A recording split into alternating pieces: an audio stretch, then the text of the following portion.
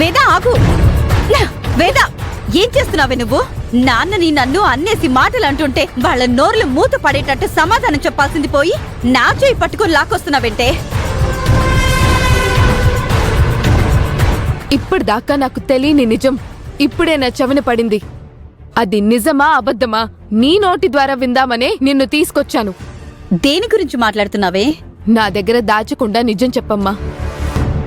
నువ్వు నీ ఆత్మాభిమానం నిలబెట్టుకోవడానికి 10 మందిలో గుర్తింపు పొందడానికి ఎలక్షన్స్ లో పోటీ చేశావా, లేదంటే వాళ్ళన్నట్టు కాంచన రెచ్చగొడితే కౌన్సిలర్ గా నిలబడ్డావా?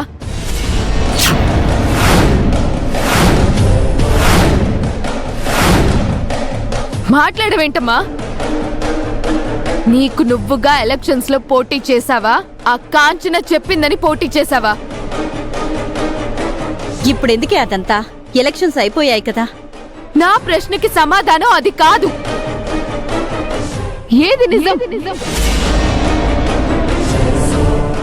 అవునే, కాంచన చెప్పిందనే పోటీ చేశాను.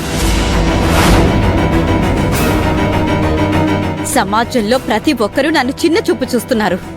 విలువలేని దానిలాగే లెక్క కడుతున్నారు. నాకు ఏ గుర్తింపు లేదని మాట్లాడుతున్నారు. కాంచన కూడా అలాగే రెచ్చగొట్టేసరికి పోటీ చేశానే. అయినా ఇప్పుడేంటంట?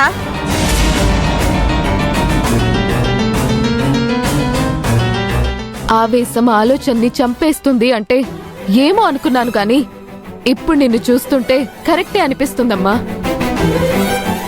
నువ్వెంత తప్పు చేస్తావని నేను అనుకోలేదు. వేద ఏంటి సడన్ గా తల్లిని తప్పుని వేలెత్తి చూపిస్తుంది? నన్ను తప్పంటున్నావా వేద? తప్పు చేసావు కాబట్టే తప్పు అంటున్నానమ్మా.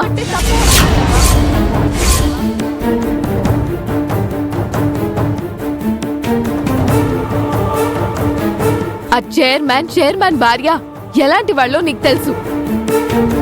నిలువెల్లా విషం నింపుకున్న నీచులని కూడా నీకు తెలుసు.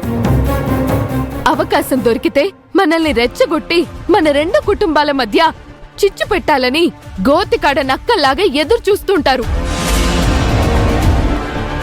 ఇదంతా తెలిసి కూడా వాళ్ళ మాటలు నమ్మి నువ్వు డైరెక్ట్ గా అన్నపూర్ణ గారి మీద పోటీకి దిగావు. తప్పు చేశావమ్మా.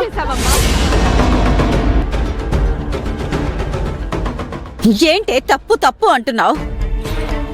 నేను పోటీ చేద్దామని నిర్ణయం తీసుకున్నప్పుడు అన్నపూర్ణ కూడా పోటీ చేస్తుందన్న విషయం నాకు తెలీదు. అప్పుడు తెలియదు సరే, తర్వాత తెలిసిందిగా, ఆగిపోవచ్చుగా. ఎందుకు ఆగాలి వేద? అందరిలాగే నువ్వు కూడా మాట్లాడుతావేంటి? నీది తప్పు కాబట్టే మాట్లాడుతున్నానమ్మా. వేద వేద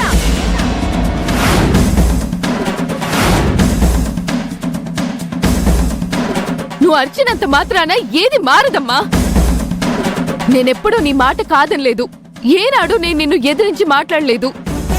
కానీ నువ్వు ఇలా చేయడం మాత్రం నాకు నచ్చలేదమ్మా. ఒక కూతురుగా చెప్తున్నాను, కన్న తల్లిగా నువ్వు తప్పు చేశావు.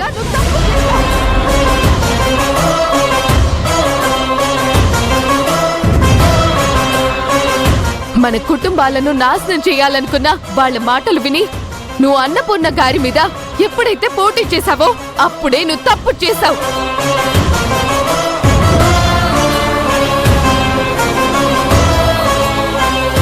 నీకెదురుగా ఆవిడ ఉందని తెలిసా కూడా నీ అహం కోసం పోటీ నుంచి తప్పుకోకుండా తప్పు చేశావు.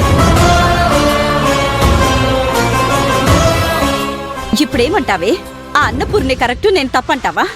ఎస్.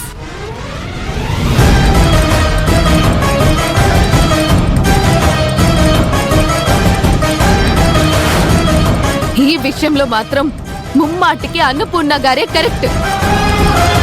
ఒకవేళ అన్నపూర్ణ గారు పోటీ చేయకుండా ఉన్నా కూడా నీ మీద గెలవకపోయినా చైర్మన్ ఫ్యామిలీ నీకు లేనిపోనివన్నీ చెప్పి నిన్ను ఎమోషనల్ గా లాక్ చేసి మన కుటుంబాల్ని ఏ పరిస్థితికి తీసుకొచ్చేవాళ్ళు.